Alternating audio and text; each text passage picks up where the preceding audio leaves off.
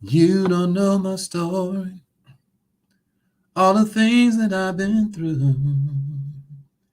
You can't feel my pain, what I had to go through to get here. You'll never understand my praise, so don't try to figure it out, because my worship is for real. Because my worship is for real. Can I say it one more time?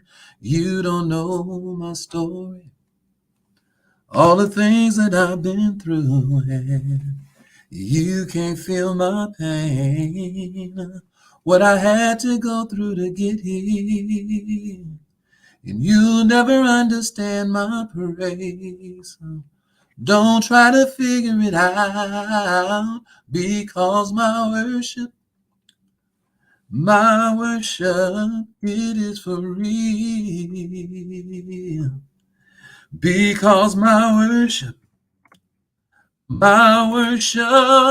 is for real. Oh Lord, Mama said, she say, oh Lord, hey, I've been through too much not to worship Him. And I've been through too much not to worship Him. Yeah, because my worship, y'all can't hear me? My worship is for real. Yeah, Lord, because my worship is for real. Listen, y'all, this is what y'all got to do. Y'all got to come on over to YouTube.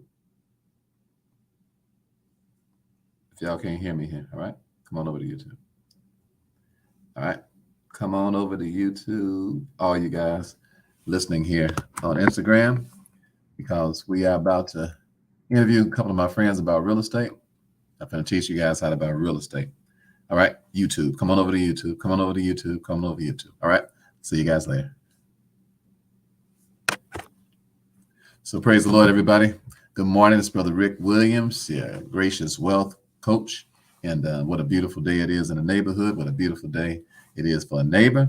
And today I want to talk to you guys about how to buy real estate out of your trust, how you can buy real estate and don't have to pay any taxes, how you can buy real estate, don't have to pay any capital gains, how you can buy real estate and actually get money back for the money that you spend in real estate. So I just want to tell you guys a little bit about my story and how I got started. And today is the third day of our Financial IQ Challenge. And all of you all who are interested in being part of our challenge, you still have an opportunity to do so, because we will be accepting people in the next half an hour. You guys have an opportunity to be part of our challenge. Today is the last day for you to be part of the challenge this particular month. If you can't make it, or if you don't want to make it today, then you can sign up with us next month. Okay. So good morning, Brother Greg. I hope you're having a wonderful morning. And good morning to all of you guys.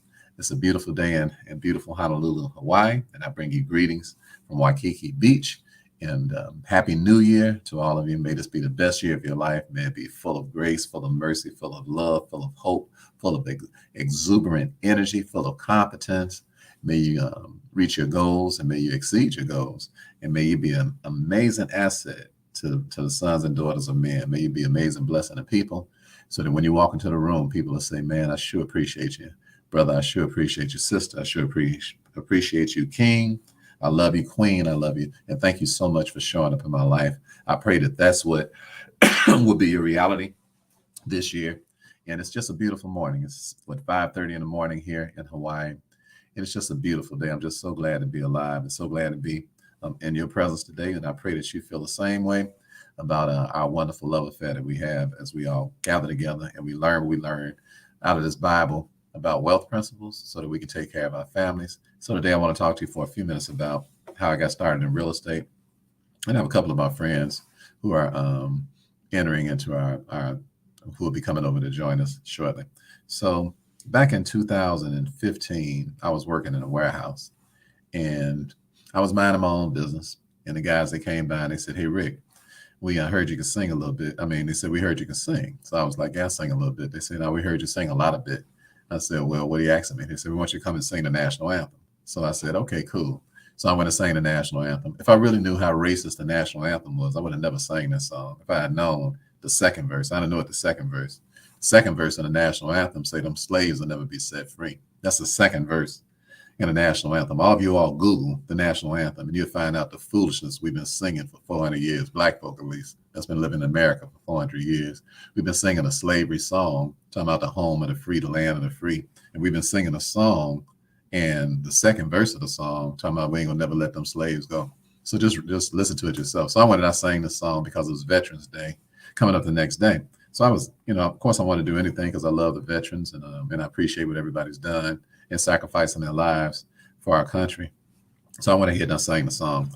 So when I got through singing it, I was walking through the warehouse and everybody was like, "Ricky, you're a superstar. What in the world are you doing working in a warehouse, for $10 an hour?" I was like, "Man, I'm just doing what I got to do. So I was coming to the plantation. It was dark when I came. It was dark when I left. I was like, "Man, I'm just going to do whatever I got to do to be a responsible man. All right. I just want to take care and do my part in paying the bills like any responsible man would do." So I said, plus I'm not excited about I'm not excited about singing from the warehouse because I know that the penal system, the way it is, they just come and get me anytime and tell me I'm fired. So I'm like, because I don't trust them, you dig? So hold on a second. It's my good buddy Dexter Scott coming in. So Dex come in and join this conversation with us. Good morning, Dex. How you doing, bro? Good morning, Rick. I'm doing well. How about you, sir? Man, I'm doing great, man. Been praying for you, man. I know that you weren't feeling well, but thank God that you're doing better. Yes, sir. Thank you.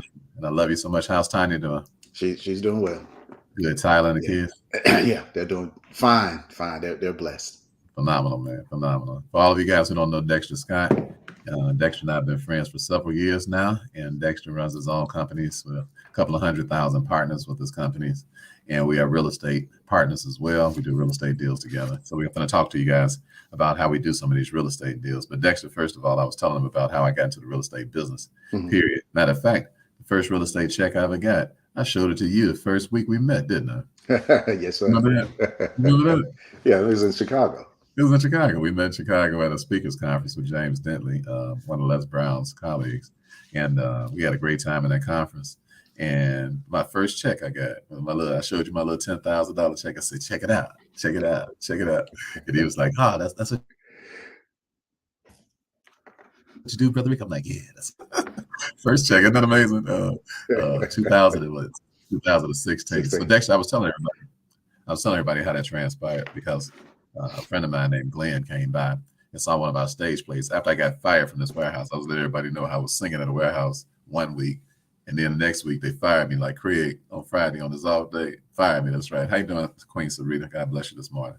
And Nia, how are you as well? So Dex, you remember this story because I was telling you guys when I first met you, I was like, man, how I got this check is because I got fired off my job and I had to do something to make some money.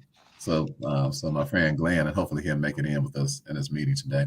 He came by and he said, "Hey Rick, man, I came to your play that you did. And he said, Brother Rick, he said, you ought to be rich, man." I said, "Hallelujah, hallelujah." I said, "You're right about that, Doc. I totally agree I ought to be rich." We all agree with that, don't we, Brother Dexter? Yes, sir. Absolutely. We on one accord right there. We should both be rich, real rich. Huh? How rich should we be, Dex? Real rich. Real rich, right. Up all y'all, Dexter was rich before I met him, in case all y'all want. I did not create no millionaire with Dexter. He was already making millions when we met. But he's such a humble guy until he wanted to start learning about real estate. So I'm gonna get to you and me and your stories. But I want you guys to know how I got into real estate. Then I'm tell you how me and Dexter started doing our deals. So good morning, Cynthia. So Dex, so they fired me, right? So when my buddy came by, when Glenn came by, he said, "Man, I can show you how to do some real estate with no money, Ricky." I said, "Great, because I ain't got no money." So he said, I said, "That's the only way we're gonna be able to do a deal. All right. If you got a no money deal, you definitely talking to me because I ain't got no money." So he gave me 2 pieces of paper to show me how to do this deal, right? So I'm like, "Oh, okay, great." So I went and found a house, right? And and wrote a contract on it. Then I called Glenn. I said, "Hey, Glenn, man, these people want some earnest money, and I earnestly ain't got none." So Glenn was like, tell them your title company handles that. So I told him, I said, hey, my title company handles that. So they was like, cool. So I was like, what? Cool. They ain't gonna argue with me or nothing. Man, it was amazing. So then somebody came by and bought the house from me, and I made $13,000. So I was so happy, man, because I'd already spent $3,000 by the time I saw you. That's why I only had a $10,000 check. I spent $3,000. I spent $3,000 fast. I took some of my students and my daughter Ebony, who you know, I took them to see Muhammad Ali's funeral because I wanted them to see get out the neighborhood. Like yesterday, I was on here telling everybody that they need to get out the house. You know, Yeah. So I believe in that. The first check I got, I went traveling with it, and that's why I'm in Hawaii now, because as soon as I got some money from that real estate, the first thing I did was hit the road. So I'm just, what do you say first of all before we start talking about the real estate, Dexter? You travel around the world, and you've been traveling since way before I met you. Just talk about that for a few minutes before we start talking about buying properties. How important is it for people to move around, Dex? I think they mind staying in the neighborhood they live in. How important is that? Yeah, I agree with that 100%, Rick. It was just amazing to, as we started traveling, I think it was probably back in 2011 and 12 when I started really getting out traveling, seeing different parts of the world. It's like, wow, you really don't know what's out here until you start going out here to actually see it. And you really realize how ignorant you are when you just stay in your own location. Mm-hmm. That's what it was for me. I realized with colleagues of mine that I was the least traveled out of 11 other people. And it was just stunning to me how much I didn't know. Wow. It sounds like what you're saying, Dexter, is that you make a contract when you won't leave. Your mind contracts. Wow. Absolutely. If you stay, sound like you stay in the crib, then you made a contract that your mind to do what? Contract. Yeah, right. Because when you, what happened to your mind when you started seeing different parts of the world? What did it do for your mind? It started expanding, realizing we all the same people, just live in different parts of the world. Wow. With different customs. Speak more about expansion. What did that do for you mentally, emotionally, spiritually? When you say expansion, what did that do for your mind? Well, what it did was actually let me know that the contracting of my mind staying in the same place, it let me know that if I don't get outside of here, then I won't see that other people have the same experiences that I have the same decisions that I have each day, and that's to go out and make something happen. So the people that I ended up meeting and traveling and watching, it's almost like it was an out-of-body experience, because you see this stuff on television, but when you're actually standing there, it makes a big difference. Wow, totally you can say that. Yeah. You can say that about people, and you can say that about just the sights. You've been to Greece, and you were telling me about the beautiful river that you went across in Greece, and you was talking like Rudolph Valentino and stuff when he was going by there. You made me want to step my game up just hearing you talking about that beautiful water that you went across. And if you just leave a few minutes from here, the mountains in here in Honolulu are indescribable. So I can't even describe how I feel when I'm going back and forth, just looking at these amazing sights.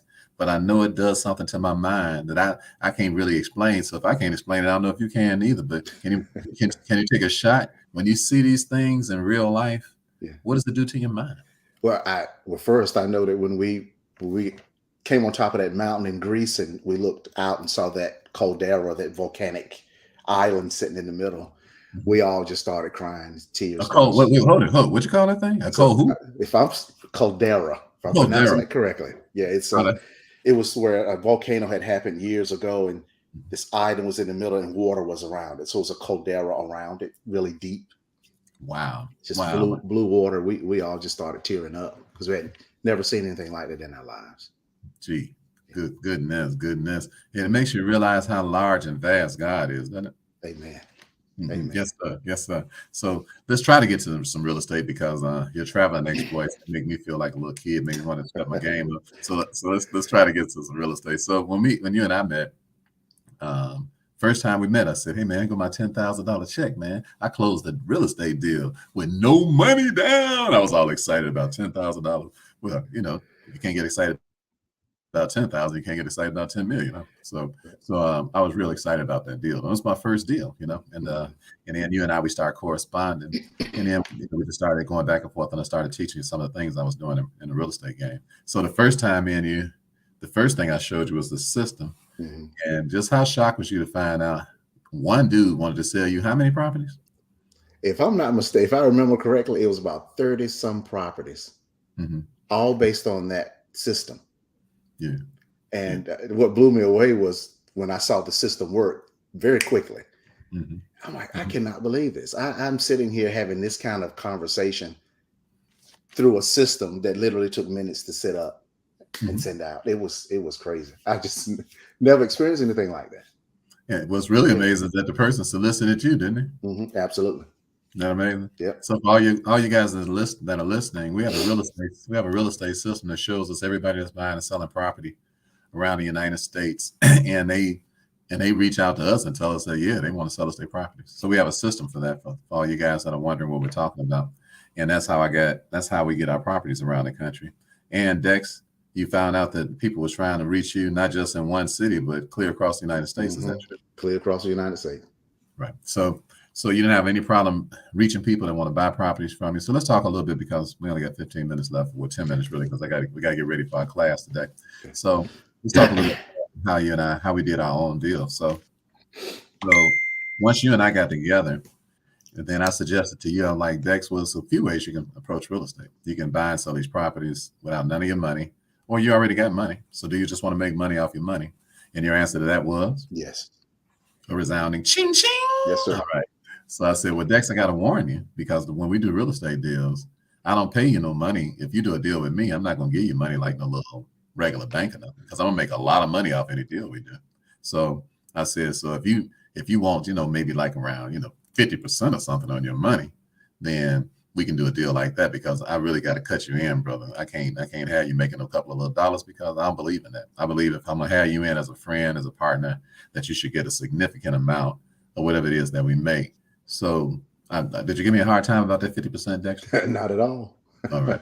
All right. So let's talk about the deal. First of all, this the deal that we did where you earn 50% on your money. We had bought a house in Maryville, Indiana, with another one of our students named Wes, who's trying to come in and listen to us right now, but he's in Mexico. So he's he living a life. He all over the world too. So he in Mexico right now. His reception real bad. So sorry, that's why he's not here talking with us right now. So Wes and I, we just did a deal in Maryville. So I just asked the guy. I said, listen, the guy's name was Steve.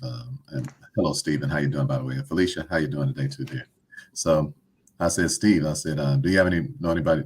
No. His name was Steve. His name was George. So I said, George, do you know anybody else that's selling a property? Because we bought George's property from him for $22,000, and we sold it for $48,000 in 2 days, right? We made $26,000 in 2 days. So that's me and Wes. So I said, George, do you know anybody else that's got a property close? And he said, there's one down the street, got a swimming pool and everything. I said, cool. So I found a lady's name out, because we got in our system that we can find anybody around the whole world, right? We can find anybody, and we know who they are, and their name, where they live, and all this sort of thing. So we found out who owned the property. So I called her. I said, ma'am, you got a nice property, but it looks abandoned, and do you want to sell it? So she said, no, I don't really want to sell it, because me and my husband, he passed away, and I'm going to go back and I'm going to fix it. And then she started testifying, Dexter. And I know you know what I'm talking about now, because you got to meet this fireball. She started testifying. So she said, by the way, I shouldn't even have this property. And I was like, why you say that? She said, because the Lord is good. I was like, okay, the Lord is good. She's like, no, the Lord real good. I was like, okay, Lord is real good. She said, you know why? Because it was a while ago. I was in a penitentiary, and now I'm from the penitentiary to being a pastor. I said, okay, go ahead, girlfriend. I said, go ahead and testify. She said, and that house you're calling me about right now, brother, that house you're calling me about, she said, I shouldn't even have it. She said, they walked away from $150,000 mortgage. I said, okay, that's good, sister. So she said, it just gave me the keys back. She said, and God already did everything you're gonna do. She said, and beside that, I'm a cancer survivor. I said, go ahead, sister, you're a cancer survivor. She said, 15 years, brother. I said, what's your name? I said, Brother Ricky. She's like, yeah, 15 years, Brother Ricky. I said, that's great, man. She said, because they talking about they practicing medicine over there. She said, I know the one who made the medicine. Y'all just practicing. I said, ain't went to my vital organs yet. I said, you better testify, woman. So she said, I said, you're a pastor. I said, where's the church at? She said, in Gary, Indiana. I said, Gary, Indiana. I said, what's the name of it? She said, First Church of God. I said, what's your name again? She said, Pastor Jackie. I said, Jackie? I said, Jackie, do you know who you're talking to? She's like, no, I don't. I said, you talking to Brother Ricky Williams. She's like, Ricky Williams. I said, yeah, Ricky Williams. I'd have been a singer at your church I don't know how many times. She's like, Brother Ricky. I said, yeah. She said, oh my God, praise God. So now we start having church all over again. So you know what ended up happening, Dexter? We forgot all about the house because now we're having a good time. You know, she's praising God. I'm on the other side. We just having church. I started singing to her. Then I started praying for her because, you know, we can't pray for people when they start telling us they don't feel good. You know, we just cut out all the pretense and all that you did. So we ended up having a great time because I didn't know Jackie was dealing with cancer. I knew Jackie, but I didn't know she was sick. I had no idea because she's such a fireball. She'll never complain about nothing. So all the times I had seen, I had no idea she was fighting for her life. Mm-hmm. So she called me back about a month later and said, Brother Ricky. I said, hey, Jackie, how you doing? She said, I'm doing great, brother. I said, what's going on? She said, I want you to come by and get this house. I said, the house? I said, come by and get it. She said, yeah, come and get it, Ricky. I said, no, Jackie, I don't want your house like that. She said, boy, she said, I signed these papers already. You coming or what? I said, you signed the papers already? She said, yeah, come and get this house because everybody calling me every day about this place. She said, I can't do nothing with it. All right. She said, I can't fix it and stuff like I wanted to. I don't even want to be bothered with it no more. I said, are you trying to give me the house, Jackie? She said, yes. I said, she said, are you coming or not? I already signed the papers. So I went ahead on and to her house and got the papers. Do you know, Dexter? I lost the doggone papers when I got back home because I was busy doing all this work. And it's gonna take a lot to get $400,000 worth of liens off that house, you know. So I'm thinking, you know, she said, you get all those liens off because you blessed it and you got favor. You get all those liens off that house. I said, I believe that, Jackie. She said, no, you got favor. It's already done. I said, okay. Okay, Jackie. So Dex. So I went on back. I had to go to the house again because I lost the papers. She said, come on, I got another set. She said, and let's go to the bank this time and get it notarized. So I said, all right. I said, okay, Jackie. So we went to the bank. She said, let's have some lunch. I said, all right. So then I called you. I said, hey, Dex. I said, Jackie owes some taxes on this house. I said, I can pay him. I said, but do you want some of this money? I said, because we're going to make at least $100,000 off this house. I said, so do you want to make some money? So he was like, yeah, for sure. I said, so you want to put up the money for the taxes or put up some of the money? And he said, for sure. So how much time did it take for you in this deal? Less than 10 minutes. 10 minutes, right? Less than 10 minutes. 10 minutes, right. So you knew that really, because you know when you loan your money against the real estate, that the real estate is the collateral, correct? Mm-hmm. Yes, sir. Right. So once real estate is a collateral and it's worth more than what you're giving out, then you got zero chance of losing your money. Zero chance, right? Yeah. All right. So all y'all that's listening, the way that we do business is that we're extremely conservative with the way that we do business. All you guys that are listening, we don't take a whole lot of unnecessary risk because it's not necessary. And when you're buying properties, as long as the property is worth way more than what you're buying, then just use common sense. All right. So in this case, you were willing to put up enough money to help with the taxes and all of that. And so we went ahead on and we paid the taxes off for the building because she was going to lose the building. And she knew that. You know, Jackie knew that. So she was like, I'd rather see you have it, Ricky. She said, everybody's calling me about this building, but I want you to have it. Now, this is what for all you guys that are listening about what happened here, Jackie passed away. So, but before she passed away, she came on our Zoom with our whole class around the world, didn't she, Dexter? Mm-hmm. Amazing lady. Was she a fireball or what? Yes, she was. Fire. She come on the Zoom encouraging us. She fighting for her life, and she comes on there encouraging us. So Dexter, what I really remember about Jackie is what she said when I got in her living room. She got me and my daughter Shantice, who was talking in a class yesterday, in our challenge yesterday, and we had my grandkids with us, and she gathered us around a circle, and that woman prayed, and we just this is just a real estate deal, all right? This is a real estate deal, but it ain't just a real estate deal. What I want all y'all to know that's listening is that your life, your destiny, and every single thing that you do, all you got to do is just get it right with God.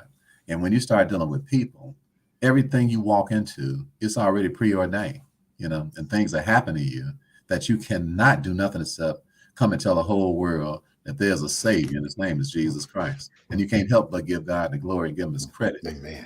Unless you're just a complete idiot. All right. Because you can't take credit for this kind of stuff. All you can take credit for is being a diligent person, who learns systems and then does a thing within the system that produced the money. So we have a system that showed us who Jackie was, a system we found out who she was, a system who gave us the house that was close in the neighborhood that we already made $20,000 off of, and now we about to work on $100,000 deal.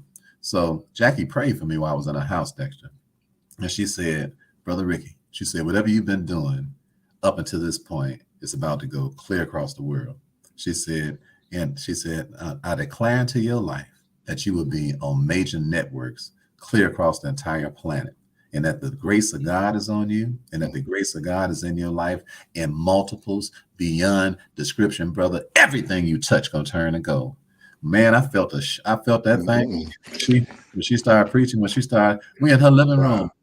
We in her living room. She the one who's facing her mortality, and she's telling me. She said, "Take this house, brother." She said, "Make whatever you want to make off of it and be blessed." She said, "As far as I'm concerned, it's over with." So you know what happened? Just like she said, all $400,000 worth of those lanes, we got them off. We got them off, every last one of them. They even took the body attachment off of her that the Internal Revenue Service had. They had an $80,000 body attachment on her. So all y'all listen to me. Y'all thinking that the IRS is some type of gangster nation and all that. They ain't no gangsters. They ain't the Bloods. They ain't the Crips. Are you listening to me? Brother Dexter, on this deal that you and I did, they reduced her body attachment down to $40,000. I should have offered them $10,000. I offered them $40,000. They took that so doggone fast. Man, they took that money so fast. They took that money like a